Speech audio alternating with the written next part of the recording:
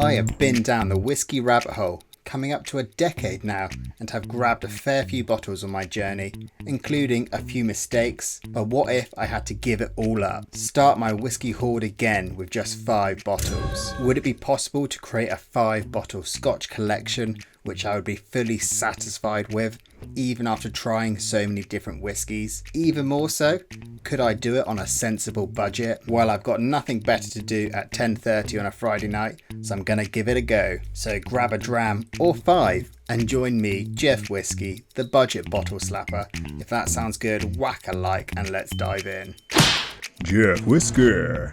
With more whiskey arriving at my door over the last couple of months than the whole of 2025 before it, certainly got me thinking if I could survive on just 5 bottles. Could I do it? Variety is the spice of life and all that. Even more so, I'm aiming to keep each bottle under the £40 mark and hopefully, if it's possible, come under £150 total. So make sure to stick around to see if it's doable, even in this economy. So with my first choice, a new bottle on the shelf, one that I painfully have overlooked for years, and I've certainly been impressed by it. We are starting with the former king of the best value category in the Oswards and going for Arran 10.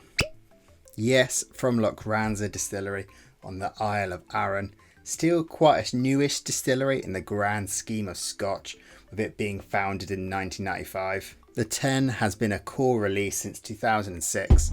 And it's pretty well known in whiskey circles. You've got a 10-year-old age statement, 46% ABV, fully natural with no fake colouring or chill filtering. Primarily in ex-bourbon with a small wedge of ex-sherry casks in there too. I didn't actually realise that until this moment. I always just thought it was a full bourbon maturation. This is a modern gateway whiskey to many, a reliable all-rounder. There's like classic notes. You've got the vanilla, the light apple. There's like a little bit of citrus on the nose. For me, I think it smells a bit like tea and like rich tea biscuits. I'm also getting a little bit of mustiness, but I'm questioning maybe this is the glass. It has been on the shelf for probably a good week since it was last washed. The maltiness is certainly there on the palate too. You're upgrading to digestives, possibly custard creams with like that sweeter edge to it. It's not a hobnob and it's not chocolatey enough to be a bourbon biscuit. 2 hours later. Maybe Kit Kat? Is that still a biscuit? Anyway, check out my new channel, Jeff Biscuits, where I just eat biscuits and cry into a jammy dodger. But yeah, malty. The fruit is there, kind of pears, apples. Again, slightly sweeter, maybe like a toffee apple. This dram won't smash your tongue out, but it's far from being boring. It's just real nice, quite clean, a little bit salty there too. The ABV brings a nice warmth, little bit of spice, and it's just a good balanced high quality Scotch. You can currently pick this up for £34 here in the UK, which is well worth that price. Alternatively, if you had a little bit more money to splash, this could be replaced with the fascination that I've got at the moment with the Glencadam 10. It's only about £6 more and just fantastic stuff, but I'm trying to keep this tight right now. However, sometimes you still want to keep the tone light but really want to turn the fruit up to 11. You want to enjoy a whole orchard in the glass. And my number 2 bottle is Compass Box Orchard House. I know I've been a bit hit or miss on Compass Box releases. In the past, the new Crimson Cask really did not connect with me at first, but now I just love it. But the Orchard House is just fantastic stuff. I don't think you can get any more of an apple-based fruit bomb than this. It has more apples than a scrumpy cider, so thick you have to slice it. Do you like apples? Yeah. How do you like them apples? Of course, visually, it is stunning. It's engaging, and it could be a great bottle to get like non-whiskey drinkers to dive in and try. Though I will say, following their label restructure, which created more consistency with their core range, this one visually took an apple to the knee. Like, they all look great, but I think this one dips slightly for the greater good of them all. And not only is this release a great talking point about blended malts and how fantastic they can be, but also transparency in whiskey. Us nerds love getting the details, the lockdown of what is in the liquid, and Compass Box provide that, well, with as much as they're allowed to. This is made up of nearly half of first fill bourbon barrel single malt from Clynelish. a big chunk of Linkwood first fill bourbon barrel, and then 10% Glenmorangie, you guessed it, first fill bourbon barrel, as well as 9% from a distillery near the town of Aberlour, which is a first fill, altogether this time, Oloroso seasoned butt. Then a couple of percents from Kalila being a first fill bourbon barrel, and then a mix of some Highland malt blend. Again, this is another fully natural release at 46%.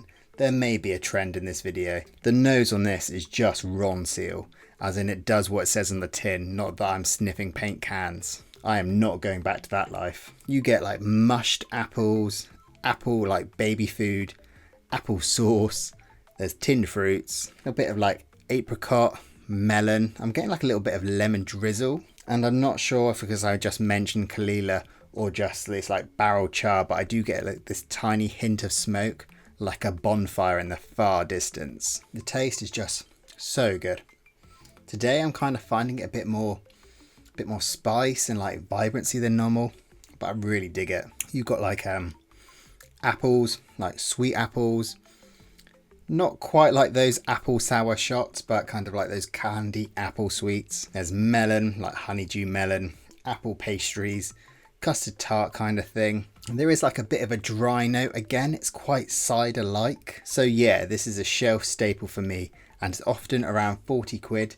It will beat out any jug of Scrumpy for value in my books. And right now, as I'm filming, you can grab it at £32. Fantastic price and slots nicely in with this little collection. Though if you're wanting an alternative and wanted to keep single malt and turn that apple into appetizer with extra fizz, I recommend the Benromac Contrast High Enzyme. It's like a soft cider in a soda stream with extra lemonade, light, fizzy and a fruity banger. But back to that bonfire that is away in the distance. Sometimes you want to bring it closer. Sometimes you want to chuck meats and treacle on the fire in front of you. And for that, I'm going to Ardbeg 10. It could have been the Wee Beastie. It could have been Ugadale. But this, for me, feels the purest representation of a meaty peaty whiskey. Which, side note, meaty peaty generally was my nickname playing five-a-side football. Think less Beckham, more brick wall. This is non-chill filtered, natural colour, which I discovered the hard way after stating it probably has added colour due to they don't state it on the bottle. And the cult of Ardbeg came and shredded me in the comments. You've always got to sniff the bottle with this one. I do still get people angrily typing it now, which is good, as one, I did fear the cult of Ardbeg died down, and two, engagement. YouTube loves seeing comments, good or bad, so do chuck something down below. But this whiskey is a classic for a reason.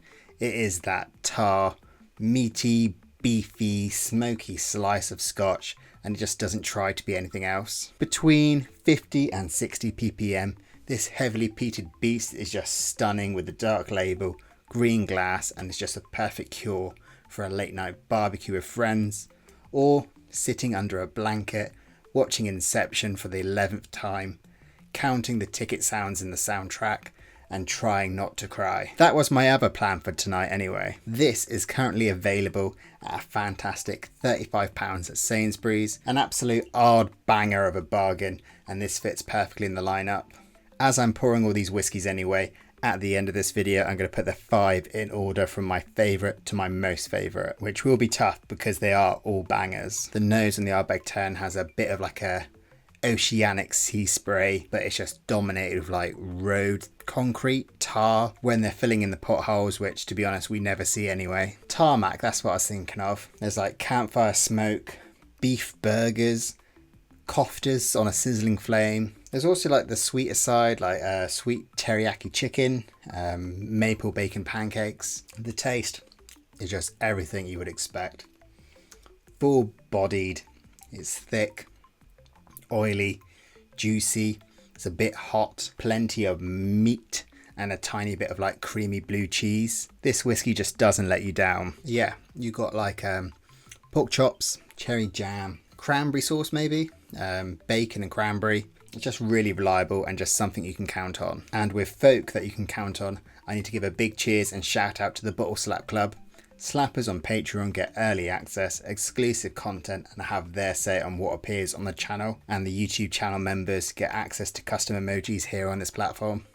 Cheers. Next, we are going to be celebrating some of the newer kids on the block, with them tackling a traditional, almost classic side of whiskey. We are talking about a sherry banger and the indie bottlers and blenders, the Thompson Bros. And specifically, the Thompson Bros TB BSW. This is a brilliant blended scotch, a selection of single malts and grains, all at least 6 years old, and really has that classic, old school sherry scotch feeling and charm to it. The sniff on the snout is just brilliant.